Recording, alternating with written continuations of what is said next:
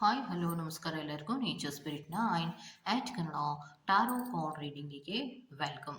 ಇವತ್ತು ನಾವು ತಗೋತಾ ಇರುವಂತಹ ರೀಡಿಂಗ್ ಯಾವುದು ಅನ್ನೋದಾದರೆ, ಯಾವುದೇ ರೆಸ್ಪಾಂಡನ್ನು ಮಾಡದೇ ಇರುವಂತಹ ನಿಮ್ಮ ಪರ್ಸನ್, ಅಂದರೆ ಮಾತಾಡ್ಸಿದ್ರು ಮಾತಾಡದೇ ಇರೋದು, ಫೋನ್ ಮಾಡಿದ್ರು ರಿಸೀವ್ ಮಾಡದೇ ಇರೋದು, ಕೆಲವೊಂದು ಮೆಸೇಜ್ಗಳನ್ನು ಮಾಡಿದ್ರೆ ಅದಕ್ಕೆ ಯಾವುದೇ ರೀತಿಯ ರೆಸ್ಪಾಂಡ್ ಮಾಡದೇ ಇರೋದು, ಒಟ್ಟಿನಲ್ಲಿ ನಿಮ್ಮನ್ನು ನಿರ್ಲಕ್ಷಿಸ್ತಾ ಇದ್ರೆ ಅಥವಾ ನೆಗ್ಲೆಕ್ಟ್ ಮಾಡ್ತಾ ಇದ್ರೆ, ಅಥವಾ ನೀವು ಎದುರುಗಡೆ ಇದ್ರೂ ಕೂಡ ನಿಮ್ಮ ಬಗ್ಗೆ ಯಾವುದೇ ಗಮನವನ್ನು ಹರಿಸದೆ ಓಡಾಡ್ತಾ ಇದ್ರೆ, ಈ ತರಹದ ಕೆಲವು ಸಿಚುಯೇಷನ್ಗಳಲ್ಲಿ ಇದ್ರೆ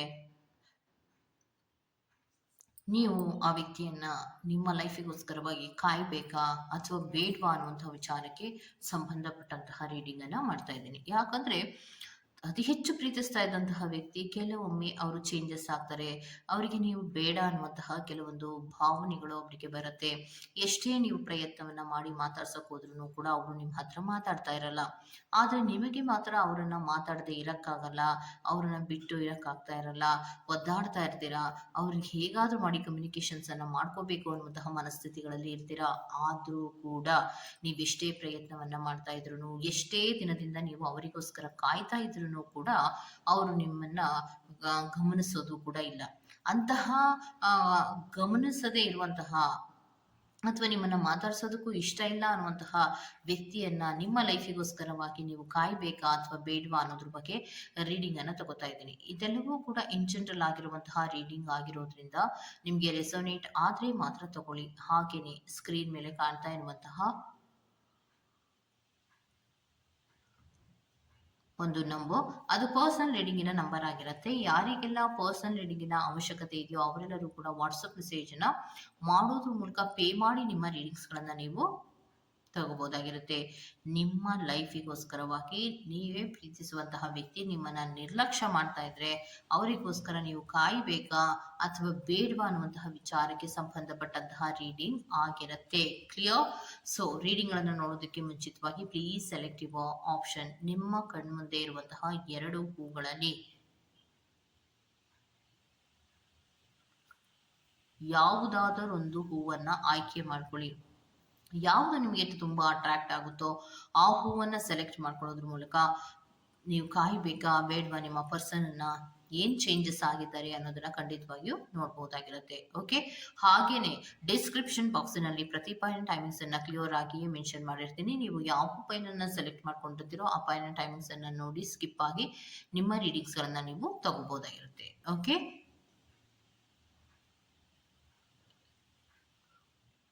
ರೀಡಿಂಗ್ ಅನ್ನ ಶುರು ಮಾಡೋಣ. Okay, let start.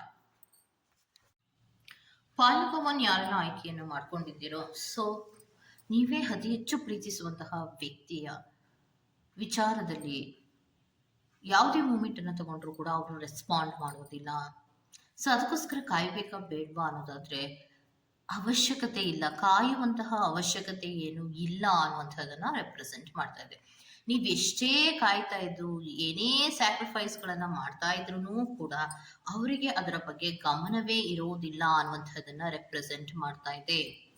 ಯಾತಕ್ಕೆ ಅನ್ನೋದಾದ್ರೆ ಜಸ್ಟ್ ಅವರು ಕೆಲವೊಂದು ವಿಚಾರಗಳಲ್ಲಿ, ಪ್ರೀತಿಯ ವಿಚಾರಗಳಲ್ಲಿ ಒಂದು ಎಕ್ಸೈಟ್ಮೆಂಟಿನಲ್ಲಿ ಕೆಲವು ಮೂಮೆಂಟ್ಸ್ ಗಳನ್ನ ತಗೊಂಡು ಪ್ರೀತಿ ಅಂತ ಹೇಳೋದು ಅಥವಾ ಕೆಲವೊಂದು ರೀತಿಯ ಸಡನ್ ಡಿಸಿಷನ್ಸ್ ಗಳನ್ನ ಏನ್ ತಗೊಂಡಿರ್ತಾರಲ್ಲ ಅದನ್ನ ಯಾವಾಗಲೂ ಕೂಡ ಕಾನ್ಸ್ಟೆಂಟ್ ಆಗಿ ಇಟ್ಕೊಂಡು ಮುಂದುವರಿಯೋದಿಲ್ಲ.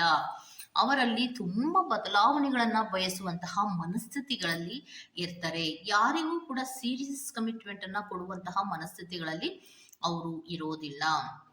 ಅವರ ಹ್ಯಾಪಿನೆಸ್ಗೋಸ್ಕರ, ಅವರ ಸಮಾಧಾನಕ್ಕೋಸ್ಕರ, ಅವರ ಸಂತೋಷಕ್ಕೋಸ್ಕರ ಅಷ್ಟೇ ಅವರು ಗಮನವನ್ನ ಕೊಡ್ತಾ ಇರ್ತಾರೆ. ಈಗ ಫಾರ್ ಎಕ್ಸಾಂಪಲ್, ಈಗ ಇಬ್ರು ಪ್ರೀತಿಯನ್ನ ಮಾಡ್ತಾ ಇರ್ತೀರಾ, ಎಲ್ಲಿವರೆಗೂ ಚೆನ್ನಾಗಿರತ್ತೆ, ಕೆಲವೊಂದು ರೀತಿಯ ಔಟಿಂಗ್ ಗಳನ್ನ ಹೋಗೋರ್ಗಿರ್ಬೋದು, ಯಾವುದೇ ಸೀರಿಯಸ್ ಕಮಿಟ್ಮೆಂಟ್ ಅನ್ನ ನೀವು ಕೇಳದೆ ಇರ್ಬೇಕು. ಅಂದ್ರೆ ಯಾವುದೇ ಸೀರಿಯಸ್ ಕಮಿಟ್ಮೆಂಟ್ ಅನ್ನ ನೀವು ಕೇಳಬಾರ್ದು. ಸೀರಿಯಸ್ ಆಗಿ ಪ್ರೀತಿಯನ್ನ ಮಾಡ್ತಾ ಇದ್ದೀರಾ ಅಂತ ಅವರಿಗೆ ಗೊತ್ತಾದಾಗ ಅವರು ನಿಮ್ಮಿಂದ ದೂರ ಹೋಗುವಂತಹ ಪ್ರಯತ್ನವನ್ನ ಮಾಡ್ತಾರೆ. ಸಡನ್ ಮೂಮೆಂಟ್, ಸಡನ್ ಟ್ವಿಸ್ಟ್ ಗಳನ್ನ ಪ್ರೀತಿಯ ವಿಚಾರದಲ್ಲಿ ಅವರು ತಗೋತಾರೆ. So sudden moment, sudden twist ಗಳನ್ನ ಅವರು ಯಾವಾಗ ತಗೋತಾರೋ ಅವರಿಗೋಸ್ಕರ ನೀವು ಕಾಯುವಂತಹ ಅಗತ್ಯಗಳು ಇರೋದಿಲ್ಲ. ಬಿಕಾಸ್ ಈ ವ್ಯಕ್ತಿಯಲ್ಲಿ ಯಾವುದೇ ಸೀರಿಯಸ್ ಕಮಿಟ್ಮೆಂಟ್ಗಳು ಇರೋದಿಲ್ಲ. ಈ ವ್ಯಕ್ತಿ ಒಂದು ರೀತಿಯಲ್ಲಿ ಅಟ್ರಾಕ್ಷನ್ಸ್ ಗಳ ಕಡೆಗೆ ಹೆಚ್ಚು ಗಮನವನ್ನು ಕೊಡುವುದರಿಂದ ನೀವು ಅಂದುಕೊಂಡಂತಹ ರೀತಿಯಲ್ಲಿ ಈ ವ್ಯಕ್ತಿ ಇರೋದಿಲ್ಲ. ನೀವು ಅಂದುಕೊಂಡಂತಹ ಕಮಿಟ್ಮೆಂಟ್ಸ್ ಕೂಡ ಇರೋದಿಲ್ಲ. ಪ್ರಾಮಾಣಿಕವಾದಂತಹ ರೀತಿಯಲ್ಲಿ ಈ ವ್ಯಕ್ತಿ ಇರೋದಿಲ್ಲ. ನಿಮ್ಮ ಜೊತೆ ಇದ್ದಾಗ ಎಷ್ಟು ಸಮಾಧಾನ ಇರುತ್ತೋ, ಎಷ್ಟು ಖುಷಿ ಇರುತ್ತೋ, ಎಷ್ಟು ಅವರಿಗೆ ಲಾಭಗಳಾಗ್ತಾ ಇರುತ್ತೋ ಅಲ್ಲಿವರೆಗೂ ಇರ್ತಾರೆ. ಯಾವಾಗ ಅವರಿಗೆ ನಿಮ್ಮಿಂದ ಕಸಿವಿಸಿಗಳಾಗ್ತಾ ಇದೆ, ನಿಮ್ಮಿಂದ ಹೆಚ್ಚು ಜವಾಬ್ದಾರಿಗಳು ಅವರ ಕಡೆಗೆ ಹೋಗ್ತಾ ಇದೆ, ಅಥವಾ ನೀವು ಯಾವಾಗ ಕೆಲವೊಂದು ಪ್ರಶ್ನೆಗಳನ್ನ ಮಾಡ್ತೀರಾ ಅನ್ನೋದು ಅವರಿಗೆ ಗೊತ್ತಾಗುತ್ತೋ ಆಗ ಅವರು ನಿಮ್ಮಿಂದ ದೂರ ಹೋಗುವಂತಹ ಪ್ರಯತ್ನವನ್ನ ಮಾಡ್ತಾರೆ. ಯಾವುದೇ ರೆಸ್ಪಾಂಡ್ ಅನ್ನ ಕೂಡ ಮಾಡುವುದಿಲ್ಲ. ಫೋನಿಗಾಗ್ಲಿ, ಮೆಸೇಜ್ಗಾಗ್ಲಿ, ಬೇರೆ ಯಾವುದೇ ರೀತಿಯ ಕನೆಕ್ಟಿವಿಟಿ ತಗೊಂಡ್ರು ಕೂಡ, ಅವರು ನಿಮ್ಮ ಎದುರಿಗೆ ಸಿಕ್ಕಿದ್ರು ಕೂಡ ಅವರು ನಿಮ್ಗೆ ಯಾವುದೇ ರೀತಿಯ ರೆಸ್ಪಾಂಡ್ ಮಾಡೋದಿಲ್ಲ. ಸೊ ನೀವು ಎಷ್ಟು ದಿನ ಕಾದ್ರೂ ಕೂಡ ಈ ವ್ಯಕ್ತಿಯಲ್ಲಿ ಸೀರಿಯಸ್ನೆಸ್ ಇಲ್ಲದೆ ಇರೋದ್ರಿಂದ ಈ ವ್ಯಕ್ತಿಯನ್ನ ಕಾಯೋದ್ರಲ್ಲಿ ಯಾವುದೇ ಅರ್ಥ ಇಲ್ಲ ಅನ್ನುವಂತಹ ಉತ್ತರಗಳು ಬರ್ತಾ ಇದೆ. ಓಕೆ, ಸೊ ಇದಿಷ್ಟು ಫೈಲ್ ನಂಬರ್ 1 ಅವರ ರೀಡಿಂಗ್ ಆಗಿರತ್ತೆ. Go to the next file number 2. So file number 2 ಯಾರೆಲ್ಲ ಆಯ್ಕೆಯನ್ನ ಮಾಡ್ಕೊಂಡಿರ್ತೀರಾ, ಸೊ ಗ್ರೀನ್ ಕಲರ್ ಇರುವಂತಹ ಫ್ಲವರ್ ಅನ್ನ ನೀವು ಆಯ್ಕೆ ಮಾಡ್ಕೊಂಡಿರ್ತೀರಾ. ಸೊ ಯಾವುದೇ ರೆಸ್ಪಾಂಡ್ ಅನ್ನ ನೀಡದೇ ಇರುವಂತಹ ವ್ಯಕ್ತಿಯನ್ನ ನಾನು ಕಾಯ್ಬೇಕಾ ನನ್ನ ಲೈಫಿಗೋಸ್ಕರ ಅಥವಾ ಬೇಡ್ವಾ ಅನ್ನೋದಾದ್ರೆ ಬೇಡ ಅನ್ನುವಂತಹ ಉತ್ತರವೇ ಬರ್ತಾ ಇದೆ. ಯಾತಕ್ಕೋಸ್ಕರ ಅಂದ್ರೆ ಈ ವ್ಯಕ್ತಿಯಿಂದ ನಿಮ್ಗೆ ತುಂಬಾ ಕನ್ಫ್ಯೂಷನ್ಸ್ಗಳಾಗತ್ತೆ. ಸೊ ಈ ವ್ಯಕ್ತಿಯಿಂದ ನಿಮ್ಗೆ ತುಂಬಾ ಕನಸುಗಳನ್ನ ಕಟ್ತಿರೇ ಹೊರತು ಅದು ಯಾವುದೂ ಕೂಡ ನನಸಾಗುವಂತಹ ಸಾಧ್ಯತೆಗಳು ಇಲ್ಲ ಅನ್ನುವಂಥದ್ದನ್ನ ರೆಪ್ರೆಸೆಂಟ್ ಮಾಡ್ತಾ ಇದೆ.